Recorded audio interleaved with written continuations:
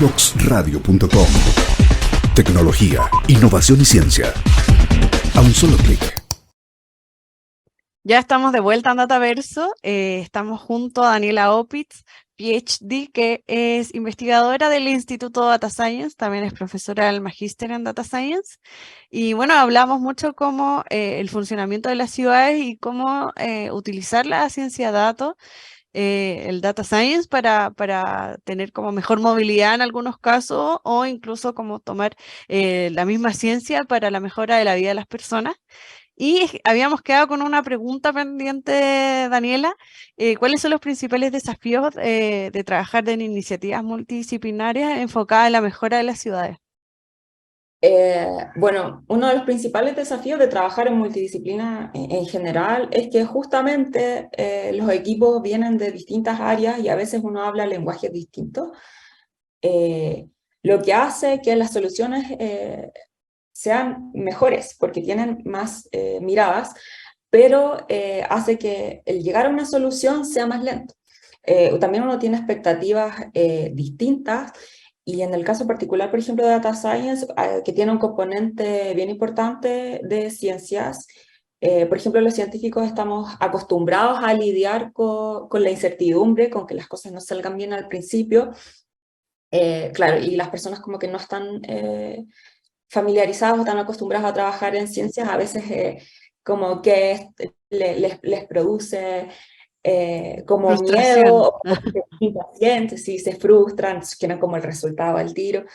Entonces hay como que a veces bajarle las expectativas o planear mejor los tiempos de los proyectos para dar como espacio a equivocarse, a que el primer modelo no salga como nosotros esperábamos o contradiga la hipótesis que nosotros teníamos, etcétera, etcétera.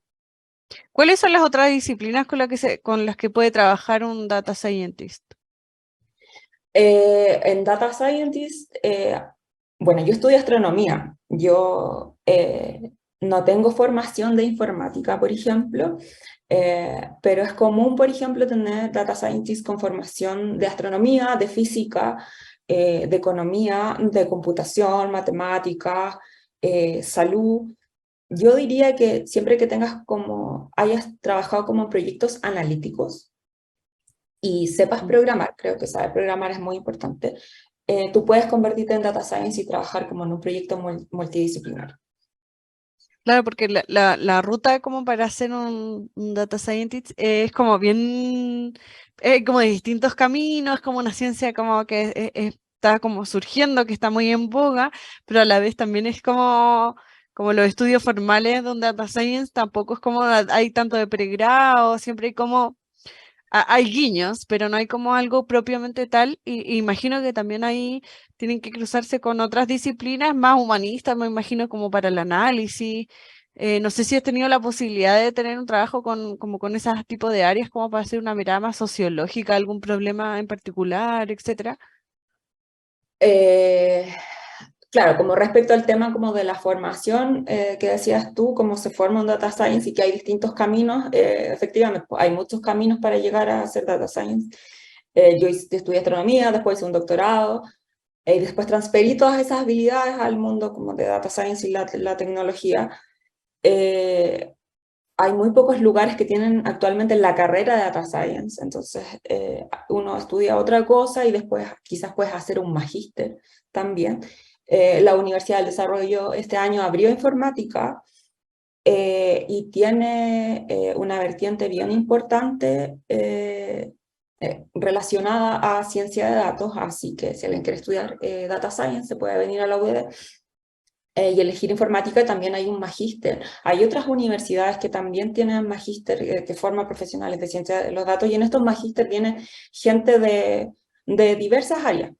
Yo no he tenido la experiencia de trabajar con alguien de las ciencias sociales directamente, pero sí me ha tocado trabajar con arquitectos, con geógrafos, y claro, no es difícil, pero hablamos lenguajes a veces distintos, lo que a mí me parece obvio, a ellos no, porque no están acostumbrados a programar, pero claro, si ellos me muestran un plano, yo no voy a entender nada, o me va a costar entender y me lo tienen que explicar, entonces se generan ese tipo de dinámicas, pero que también son, encuentro yo, bien positivas. A mí en particular siempre me gusta aprender un poco de lo que hacen las otras áreas.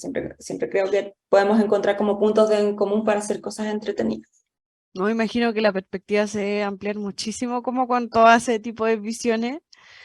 Claro, con data science y ahí con alguien que ve, que esté estudiando la Tierra o no sé, como los planos, los mapas, como imagino que es otra información adicional que hay que comprenderla para procesarla. Y, Bueno, y nosotros trabajamos mucho con la gente de transporte. Bueno, nosotros llevamos harto tiempo trabajando como en transporte, pero desde la perspectiva de ciencia de datos. Pero también nos apoyamos mucho en una consultora de transporte, por ejemplo, que está trabajando con nosotros en este proyecto de la ciclovía metropolitana, que ellos como que nos orientan un poco hacia dónde van los análisis, si tiene sentido o no cierta respuesta. Por ejemplo, nos pasa que hace poco encontramos que en muchos lugares que tienen ciclovías la gente no la usa. El porcentaje era como el 60 o el 70%. Y la idea es que la gente use las ciclovías. Entonces la gente de transporte nos decía que probablemente eso se debía como al estándar de la ciclovía. Muchas personas no usan la ciclovía a pesar de que esté ahí o porque los autos la usan, o porque se sienten inseguros, no es lo suficientemente ancha, no está bien señalizado, no está bien conectada. Entonces ahí a esos temas hay que hacerle doble clic, y en esos temas es donde la ciencia de datos, apoyada con la gente especialista de transporte y geografía, nos puede ayudar a responder. no imagino que la ciudad como para tener como un transporte más de bicicleta y hay varios puntos que tendrían como que abordarse. Eh, Uno de esos es como ya la conectividad, pero también hay personas que en Santiago sabemos que están las comunas dormitorio, como que tienen que trabajar en zonas súper lejanas. Ya tenemos como un punto de encuentro donde quizás no sería tan fácil que un número grande de personas que vivan cerca de X lugar se movilicen en bicicleta. Y adicional, con lo que tú decías, que muchas veces las construcciones de la ciclovía no responden a todas las necesidades que tiene un ciclista. Yo, por ejemplo, he visto ciclovías que sube la vereda y baja la vereda sola y Son pésimas. tampoco, claro, y como que no tienen un paso amigable o que si no tienes una rueda muy ancha, no sé, pues las pisteras se pinchan. Entonces, lógicamente las personas quizás no usen esa y van a usar la calle igualmente porque no está pensada como en la bicicleta. Yo imagino que ahí hay varias transformaciones que se tienen que hacer como en la ciudad.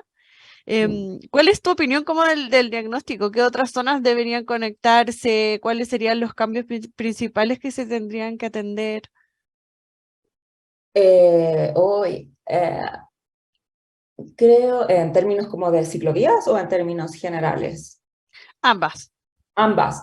Mm. En términos de transporte, bueno, sí, me encantaría que hubiesen más líneas del metro, me encantaría poder llegar a la puerta de mi trabajo en San Carlos de Apoquindo en metro. El metro es súper rápido.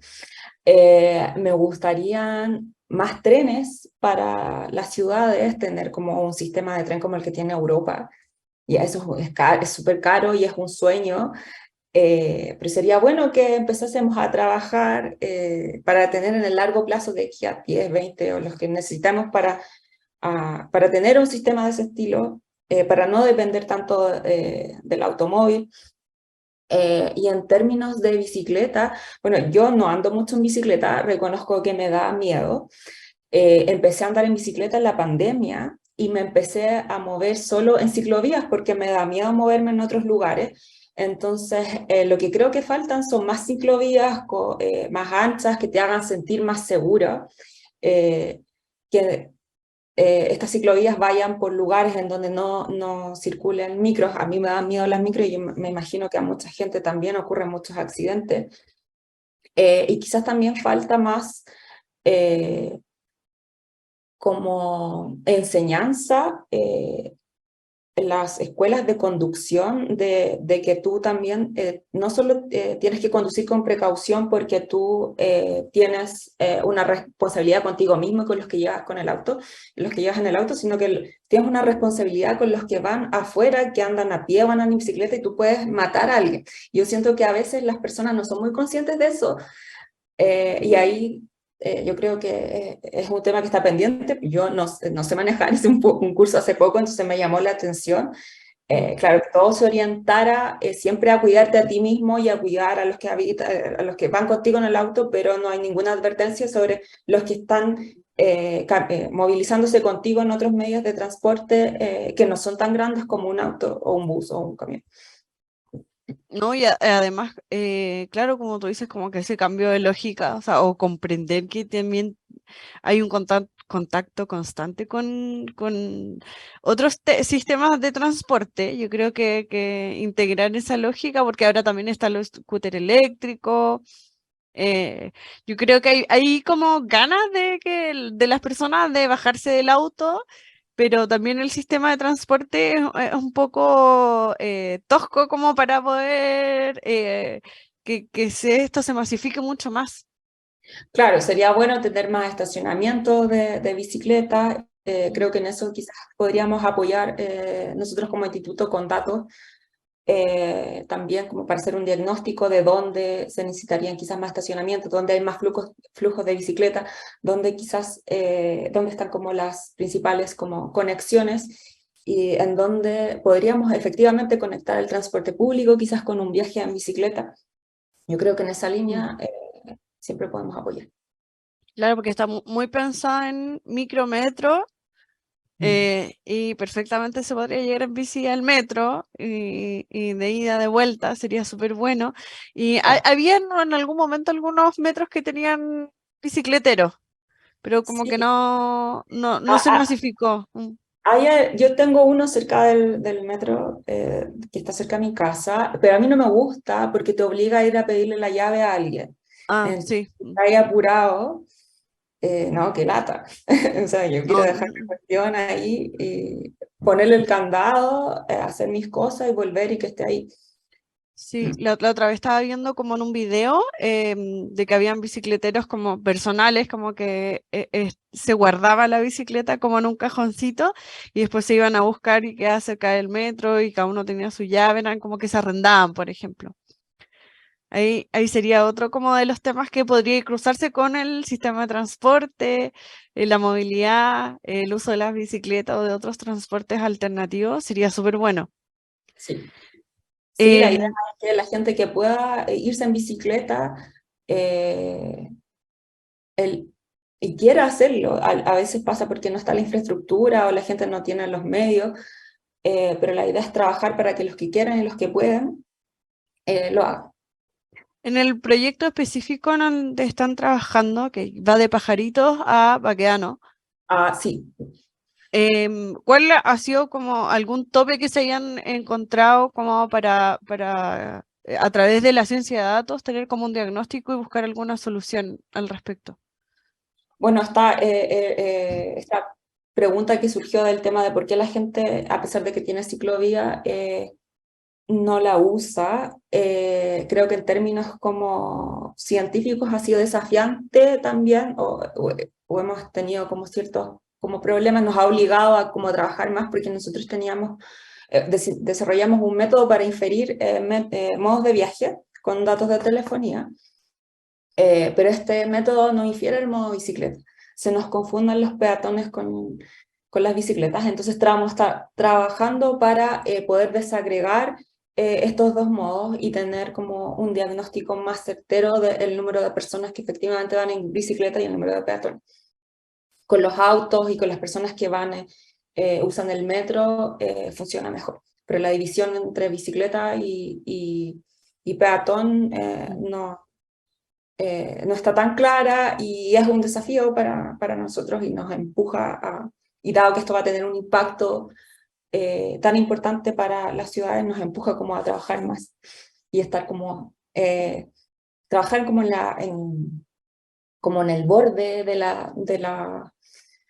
en el límite científico, porque es un problema que no han resuelto en otros lugares.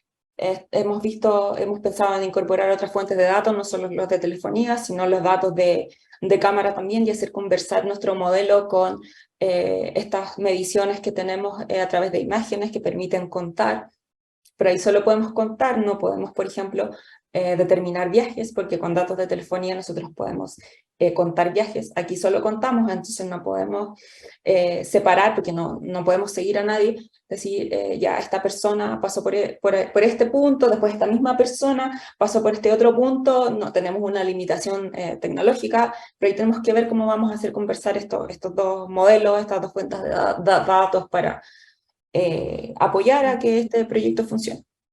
Claro, y seguro que también se puede cruzar con información adicional, como no sé, en tal intersección hay más accidentes con bicicleta, ya observar como qué es lo que pasa ahí, cuáles son las señaléticas.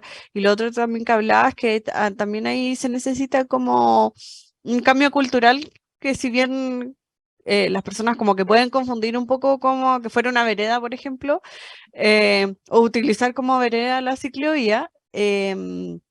Eh, Tiene que haber ahí un tema cultural de que las personas entiendan que, claro, la vereda es para peatón a pie y la ciclovía para otros medios de transporte como bicicleta, scooter. eh, Pues estamos planeando, es parte del proyecto, desarrollar al final de él un programa de comunicación que comunique mejor como las tecnologías, los modelos, el diagnóstico, el proyecto en sí mismo.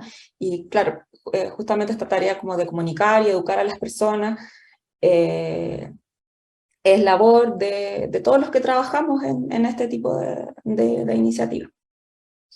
Y ayuda también a que la persona tenga confianza en estos proyectos, porque a veces las personas tienen miedo, a veces piensan que solo por el hecho de instalar cámaras en algún lugar te están siguiendo, te van a seguir y te van a identificar y van a decir a tu empleador que tú no estabas en el lugar que decía que estaba, ese tipo de cosas. Y la verdad es que no, pues tenemos que generar la confianza y en verdad lo que queremos es como ayudar a las personas, no queremos perjudicarlas. Y no buscamos identificar a nadie ni seguir a nadie, sino que lo que queremos hacer es tener como estadísticas de grupos, hacer un análisis como a nivel numérico, pero no referirnos a una persona individual. No es parte del objetivo y no tiene ningún sentido hacer algo así. Somos 7 millones más o menos de personas en la región metropolitana, entonces no tiene ningún sentido tratar como de asignarle características específicas a una persona o tratar de individualizarla. No se puede y no estamos interesados en eso. no, no, no, no está dentro del objetivo cómo hacer ese tipo de... Bueno, no es necesario, no lo necesitamos. sería una pérdida de tiempo como... Sí, sí, Claro, no, no. y ahí tenemos que comunicarnos mejor con la ciudadanía y hacer que las personas realmente confíen en que los científicos tenemos buenas intenciones, que estamos trabajando para hacerles la vida mejor y no peor. A veces podemos equivocarnos, pero bueno, y también necesitamos como más regulación de los datos y las formas de trabajar con datos. Ahí quizás estamos un poquito atrasados. Pero es algo que debería venir pronto y algo que deberíamos también exigir. Sí, también se habla mucho como las personas también tienen como cierto temor o lejanía como con, sobre todo como el tema de movilidad con el uso de los datos y no solamente con eso, también como con, ya si vamos como a redes sociales, ya nosotros manejamos un montón de nuestra información que muchas veces ya pasan a bases de datos y como decía, esto falta mucho regular esos temas y avanzar como en temas de privacidad de información, pero aún así también se utiliza como para temas súper positivos y la idea final es, como tú mencionabas, avanzar en ciertas temáticas y lo que hablamos ahora como del funcionamiento de las ciudades, que es súper importante como para todas las personas. Sí, pues hay como que generar esa confianza con las personas y hay que regular mejor y exigirle al Estado y al gobierno que haga como mejores leyes que nos protejan a todos, hay que exigirles a las empresas que tengan una política clara de tratamiento de datos y también uno tiene que usar buenas prácticas y uno también como académico y como docente también tiene la responsabilidad de transmitirle a la gente que está formando que tiene que desarrollar tecnología confiable, con estándares éticos mínimos. Nosotros trabajamos con Telefónica y con otras empresas, entonces, por ejemplo, tenemos acuerdos de confidencialidad, no podemos compartir datos con nadie más que no sean como los miembros del proyecto, los datos no pueden salir. Nosotros cada vez que integramos a un estudiante a alguno de estos proyectos, los hacemos firmar ese tipo como de